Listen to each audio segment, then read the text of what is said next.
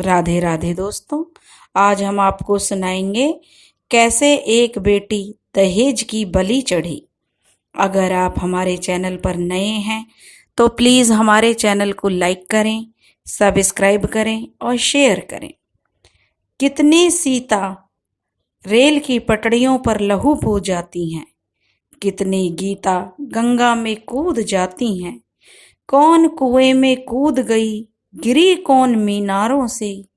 कौन गिनेगा इनकी संख्या, रोज रंगे अखबारों से। धर्म बेचने वालों तुम, शर्म बेचने वालों तुम, फिर क्यों जिंदा करते हो मरे हुए चंगेज को। सोने की हथकड़ियां तोड़ो, मारो दुष्ट दहेज को। सास पर फटे ना नंद पर फटे, बहुओं पर ही क्यों स्टोव फटे। जलती अबला करे पुकार, बंद करो ये अत्याचार। दोस्तों, आज हम जो आपको कहानी सुना रहे हैं वह दहेज से संबंधित है। अगर आपको पसंद आए तो प्लीज़ लाइक करें, सब्सक्राइब करें और शेयर करें और हमारे समाज में फैली हुई इस दहेज रूपी कुप्रथा को मिटाने में मदद करें। सेठ मदन लाल शहर के बहुत ही प्रसिद्ध और सबसे अमीर व्यापारी थे। उनके यहाँ नौकर चाकरों की पूरी टोली रहती थी। भगवान की कृपा उनके घर पर बहुत अच्छी थी। उनके घर में साक्षात लक्ष्मी जी की कृपा थी। वहां पर धन की कोई कमी नहीं थी। सेठ मदन लाल की एक सुंदर, सुशील और शिक्षित बेटी थी जिसका नाम सेठ जी ने बड़े प्यार से कल्पना रखा था। कल्पना अपने माता पिता की इकलौती संतान थी, इसलिए उसके पालन पोषण में सेठ जी ने किसी भी प्रकार की कोई कमी नहीं की। माँ बाप का प्यार भी बराबर बेटी को मिलता रहा। सेठ के जीवन में किसी प्रकार की कोई चिंता नहीं थी। किंतु कहते हैं जिसके घर बेटी जन्म लेती है उस घर माँ बाप को चिंता होने लगती है। बेटी अब पढ़ लिख कर शादी के योग्य हो गई थी। माता पिता को कल्पना की शादी की चिंता सताने लगी। जगह जगह कल्पना के लिए योग्य वर ढूंढने के लिए रिश्ते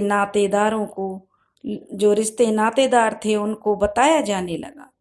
लोगों को लगा कि कोई अच्छा रिश्ता होगा तो सेठ जी की बेटी का रिश्ता तय हो जाएगा। काफी तलाश के बाद, यही कोई 2-2.5 साल बाद, एक योग्य वर ब्रजपाल की तलाश हुई।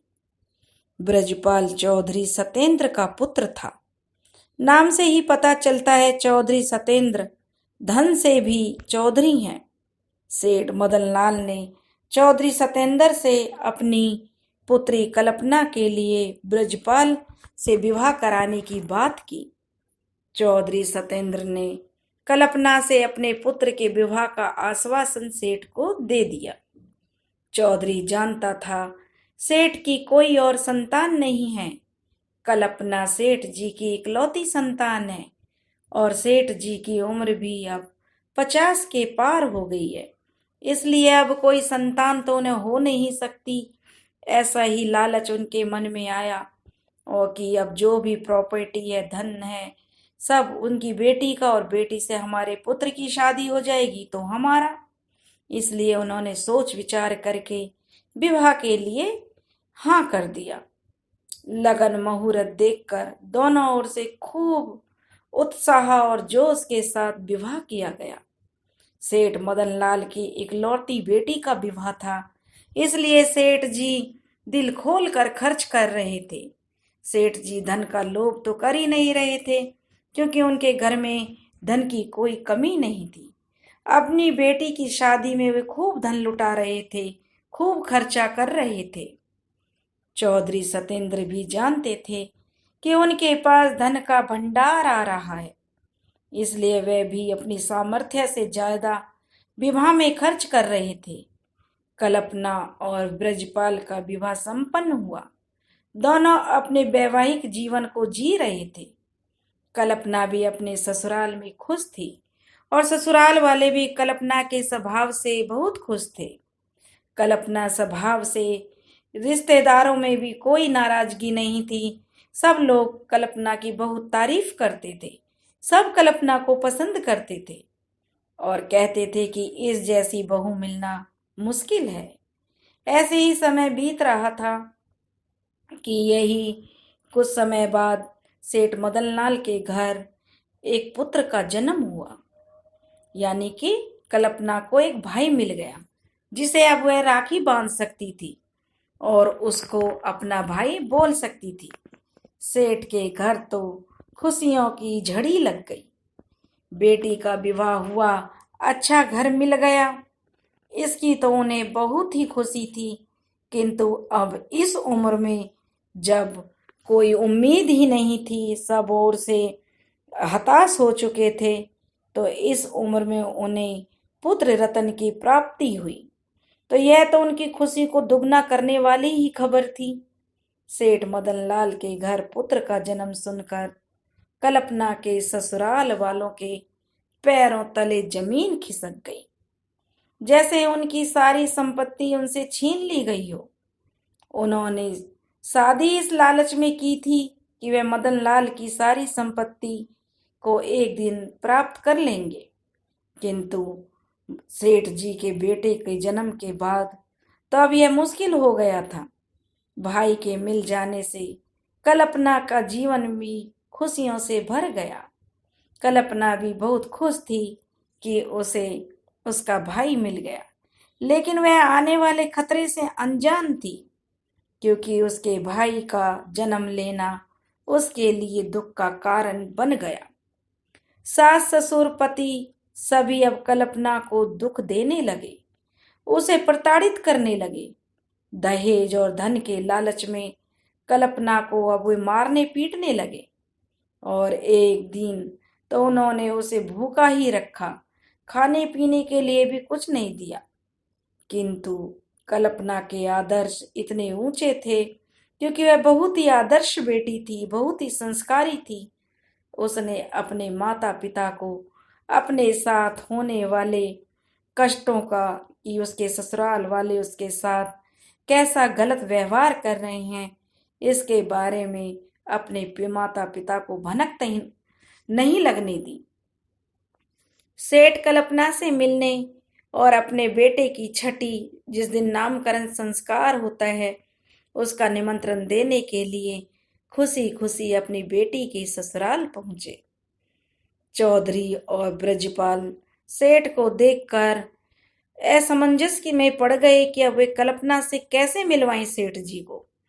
सेठ जी को तो कल्पना सारी बात बता देगी और सेठ जी हमारे विरुद्ध कार्यवाही कर सकता है, इसलिए उन्होंने इसका एक जो है उपाय निकाला और कल्पना को उन्होंने पहले ही समझा दिया कि किसी भी प्रकार की बात अगर अपने पिता को बताई तो अच्छा नहीं होगा।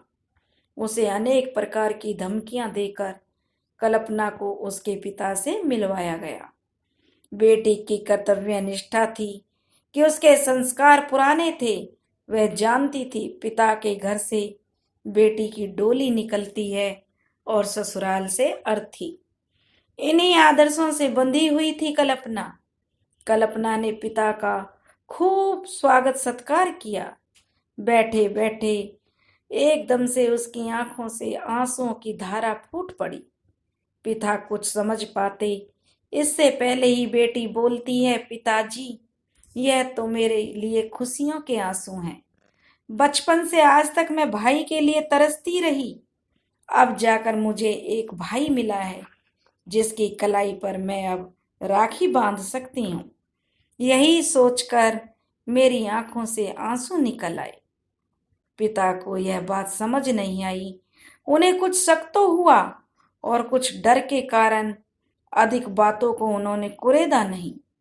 उनके मन में कुछ ठेस सी तो लगी, लेकिन सोचा घने दिन के बाद बेटी से मिला हूं, इसलिए बेटी भावुक हो गई है। सेठ नामकरण संस्कार के जो भी सभी को न्योता देकर अपने घर लौट आए। नामकरण का दिन भी आ गया। सत्येंद्र, जो कि चौधरी सत्येंद्र, और उनका बेटा ब्रजपाल, दोनों को सेठ के यहाँ जाना था, किंतु उन्होंने तो वहां जाना स्वीकार ही नहीं किया। वह तो वहां जाना चाहते ही नहीं थे और कल्पना को भी डरा धमका कर वहां भेजने की वे साजिश रचते रहे। दोनों ने एक इतनी घिनौनी साजिश रची। उन्होंने जो कल्पना का भाई, जिसने अभी अभी जन्म लिया था, उसकी हत्या का षड्यंत्र रच दिया।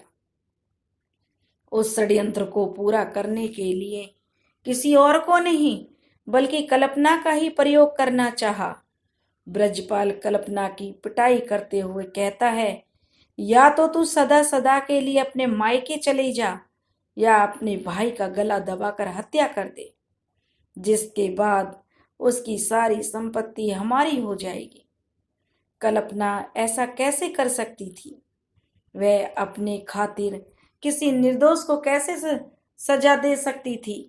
और यह उसने हजारों यातनाएं तो वह सह सकती थी, लेकिन वह किसी निर्दोष को सताना उसके संस्कारों में नहीं था।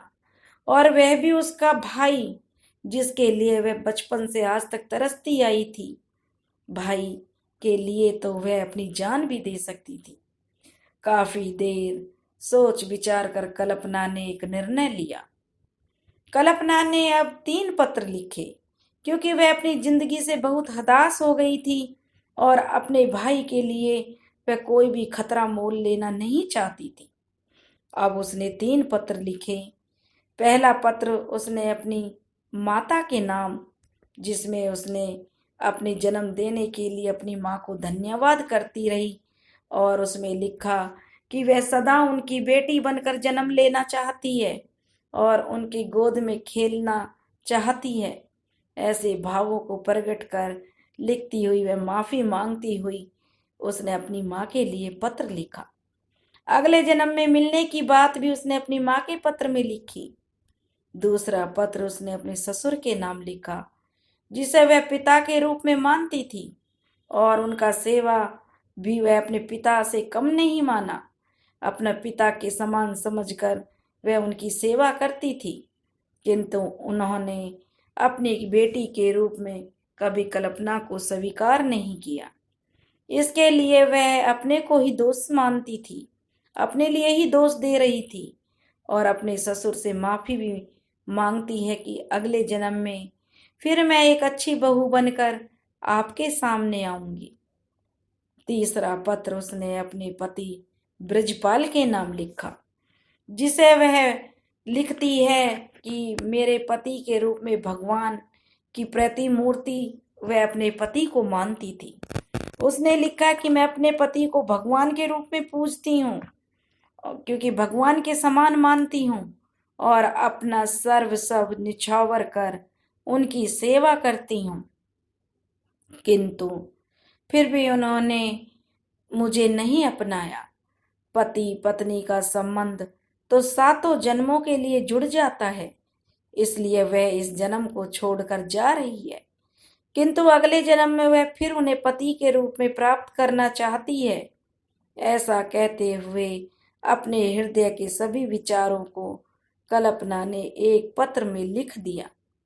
तीनों पत्र बिस्तर पर रखे, तकिए के नीचे रख दिए। जो बिस्तर के ऊपर तकिया था उसके नीचे तीनों पत्रों को दबा दिया, और छत में लगे पंखे से एक फंदा लटकाया और अपनी जीवन लीला को समाप्त कर लिया। यह कल्पना के जीवन का दुखद अंत था। चौधरी सत्येंद्र के घर बहू की मृत्यु पूरे गांव में फैल गई। सेठ मदन लाल को अपनी बेटी के ना रहने की सूचना मिल गई थी। सेठ जी तो खड़े से ही पछाड़ खाकर गिर पड़े। उनकी लाडली बेटी अब इस दुनिया में नहीं है। पुलिस चौधरी ब्रजपाल और सत्येंद्र के घर में मौजूद थी। घर की सघन तलाशी और पूछताछ के बाद भी किसी प्रकार की कोई जानकारी नहीं मिल रही थी। महिला कांस्टेबलों ने कल्पना के शरीर को नीचे उतारा और उसके कपड़े ऊपर करके देखा तो उसके शरीर पर हजारों नील के काले काले दाग थे जो ब्रजपाल और सतेंद्र ने पिटाई के दौरान अपनी बहू को दिए थे। पुलिस अब सारा मंजर समझ चुकी थी। चौधरी ब्रजपाल और सतेंद्र के हाव भाव भी बदले हुए थे। उसके पिता ने भी बताया सेठ जी से। जब पुलिस ने पूछा तो सेठ जी ने बताया कि जब वह उनसे मिलने आया था तो बेटी रो रही थी, किंतु उसने कुछ बात नहीं बताई थी।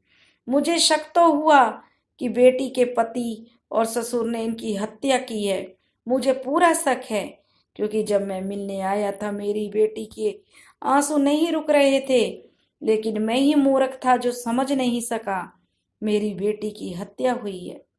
बस फिर क्या था, ब्रजपाल और चौधरी सतेंद्र को पुलिस ने गिरफ्तार कर लिया और कमरे की छानबीन की गई तो तकिए के नीचे रखे तीनों पत्र, जो पत्र उसने लिखे थे, तीनों पत्र पुलिस ने बरामद कर लिए। उसमें लिखी हुई सभी बातों को पुलिस के सामने पढ़ा गया। जो पुलिस थी उसने सबके सामने पढ़ा कि कल्पना ने किसके लिए क्या लिखा था, जिसमें ब्रजपाल और चौधरी सतेंद्र के सभी जो उसने कष्ट दिए अमानवीय व्यवहार था उसको उजागर किया। गांव मोहल्ले सभी कल्पना के स्वभाव से परिचित थे। सब लोग कल्पना को बहुत पसंद करते थे। पास पड़ोस के लोग भी उसे बहुत ही संस्कारी बहू मानते थे। बहुत ही प्यारी बहू थी, बहुत ही प्यारी बेटी थी। और ब्रजपाल तथा सतेंद्र के स्वभाव से ही गांव वाले भी वाकिफ सब जानते थे कि ये कितने दबंग टाइप के हैं। ब्रजपाल और सतेंद्र के सभी राज पुलिस के सामने खोल दिए गए। पुलिस ने कानूनन ब्रजपाल और सतेंद्र चौधरी को गिरफ्तार किया। कोर्ट कचहरी हुई, जिसमें ब्रजपाल को मुख्य साजिशकर्ता माना गया और उसे आजीवन कारावास की सजा सुनाई गई। चौधरी सतेंद्र को इस घटना में शामिल और साजिश में सहयोग करके हुए सहयोगी मानते हुए 9 वर्ष की सश्रम कारावास की सजा सुनाई गई। इस घटना से दोस्तों हमें सीख मिलती है, लालच में किस प्रकार ससुराल वालों ने अपनी बहू का अनादर किया, उसकी पिटाई की, किंतु इस घटना के प्रभाव में केवल कल्पना ही नहीं आई, अपितु कल्पना के साथ बुरा बर्ताव करने वाले भी बुरे दंड को भुगतने के लिए अपराधी माने गए। इससे एक बेटी का सब कुछ उजड़ जाता है, वहीं 2 परिवार बिखर जाते हैं। समाज में फैली इन कुरीतियों को समाज के लोगों को दूर करना होगा, अन्यथा आज एक कल्पना इस घटना का शिकार हुई, न जाने कितनी कल्पना फिर इस घटना दहेज रूपी राक्षस के मुंह में समा जाएंगी। कितनी कल्पनाएं इसका शिकार होंगी। समाज को अपने आसपास हो रहे अत्याचारों के प्रति आवाज उठानी चाहिए। अगर कल्पना के आस पड़ोस के लोगों ने आवाज उठाई होती तो आज कल्पना उनके साथ होती और दोनों परिवार एक साथ होते। दहेज के लोभियों को भी कड़ा संदेश देना आवश्यक हो गया है कि वे बहू को ब्याह कर तो लाते हैं जो उनके घर की लक्ष्मी है, ना कि वह किसी धन कुबेर को उठाकर लाते हैं जो उनके घर में आते ही धन की वर्षा शुरू कर दे। दहेज के प्रति समाज का नजरिया बदलना आवश्यक हो गया है, नहीं तो कितनी और बेटियां इसकी बलि चढ़ जाएंगी, कितने घर उजड़ जाएंगे। वह बेटी हमारी भी हो सकती है और आपकी भी हो सकती है। दोस्तों, अगर कहानी पसंद आई हो तो प्लीज़ ज़्यादा से ज़्यादा लाइक करें, सब्सक्राइब करें और शेयर करें। राधे राधे।